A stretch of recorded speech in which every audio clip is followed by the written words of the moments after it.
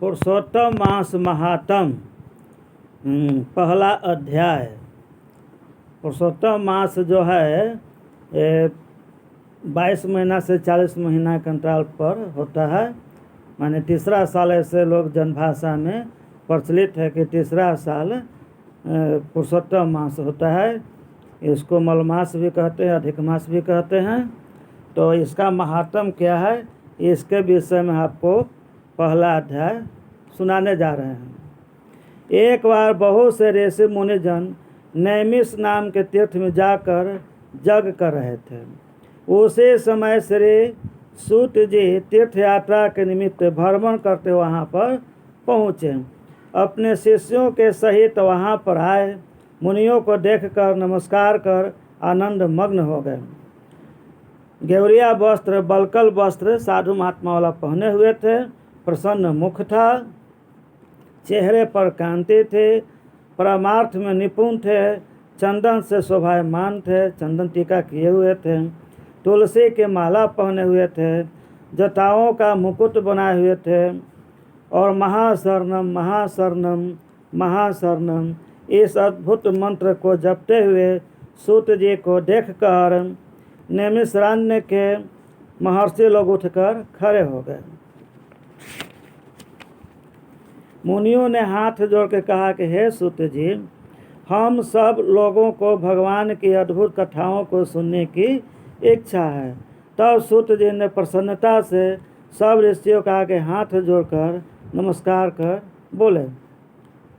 ऋषि कहने लगे कि हे सूत जी, हमने आपके लिए सुंदर आसन बनाए हैं, आप इस पर बैठिए, विराजमान होइए।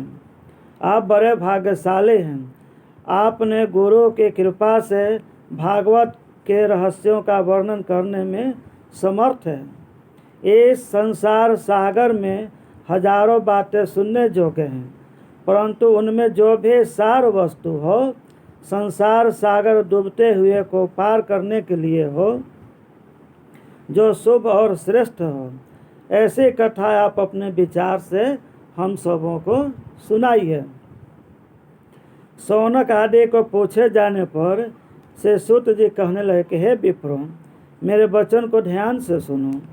मैं पहले पुष्कर तीर्थ यात्रा किया था और वहाँ से हजारों तीर्थ में भी गया, हस्तिनापुर भी गया। वहाँ राजा परीक्षित जो अपने राज्य को छोड़कर अनेक महान पुण्यवान ऋषियों के साथ गंगा किनारे जा रहे थे। उनमें अनेक सिद्ध योगी थे, महासिद्ध मुनि लोग थे। तो सूत जी बोले कि मैं वहाँ पर उस समाज के पीछे चल रहे थे, मैं साथे चल रहे थे। तो वहाँ पर श्री कृष्ण भगवान का चरण कमल में मन लगाए हुए महामुनि व्यास जी के पुत्र सुखदेव जी पहुँचे। उनकी आयु है 108 वर्ष की है। शंख के समान उनका कंठ है, गर्दन है। ऊंचे और चिकने केस से घिरा हुआ है गर्दन, और मुख भी है। दीर्घ कंधा मजबूत है, चमकती हुई कांति सी चेहरा है, शरीर पर तेज है। वह अद्भुत भेष हैं, ब्रह्म स्वरूप थे। ऐसे महामुनि सुखदेव जी को देखकर सब मुनि हाथ जोड़ करके खड़े हो गए। तब मुनियों के बनाए हुए कमल चक्र जैसे, कमल के फूल के जैसा ऊंचे आसन पर सुखदेव जी को बिठाया गया।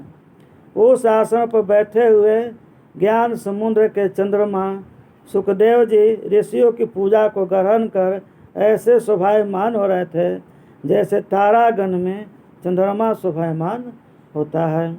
जैसे पूर्णिमा के चांद आकाश में खिला हो और तारे टिमटिमाते हुए मलिन नजर आते हैं, उसी तरह से सुखदेव जी के सामने अन्य ऋषिगण दिखाई दे रहे थे। तो पुरुषोत्तम मास महात्म पहला अध्याय संपूर्ण हुआ। बोले पुरुषोत्तम माह की जय, भगवान श्री कृष्ण की जय। लाइक शेयर और सब्सक्राइब करें, सुझाव दें, शिकायत करें, मेरे मनोबल को बढ़ाएं ताकि और भी इस तरह का कार्यक्रम हम आपको दिखा सके। जय हिंद, जय भारत।